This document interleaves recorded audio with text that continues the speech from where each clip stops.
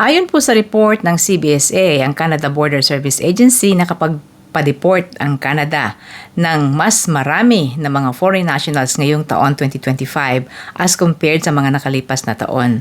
Ang sabi nga record high daw po ito. Sa report ngayong December, although hanggang October pa lang yung pinakahuling napatala, ay meron na po sila ngayon na 18,969 na mga naipa-deport.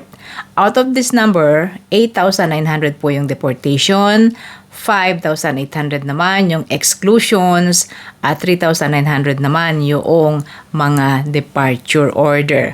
Ang ibig sabihin po ng departure order, yung kusa silang aalis within 30 days na ma-receive nila yung report o yung kanilang order.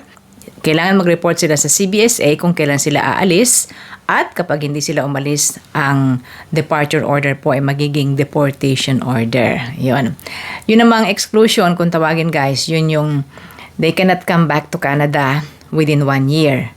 At kung malaking kaso tulad ng misrepresentation, they cannot come back to Canada in 5 years. Pero pwede silang mag-apply ng ARC, ang Authorization to Return to Canada.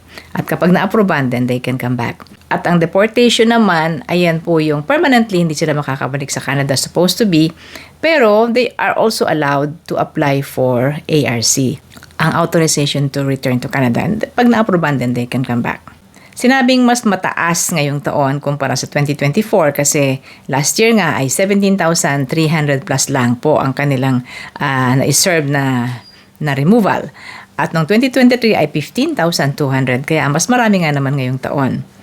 Heto guys, ang top 10 countries na mga na-remove sa Canada na mga foreign national. Andiyan po ang listahan sa ating screen. Tingnan nyo guys ang mga bansa. Wala po ang Pilipinas dyan. At ito naman po yung in progress na mga removal. Ibig sabihin ay in the process ang pagpapaalis sa kanila. Ayan po ang top 10 countries din guys. At wala din po dyan ang Pilipinas. So yan guys, ang report for your information lang sa Ate Manchito from Toronto. Thanks for watching.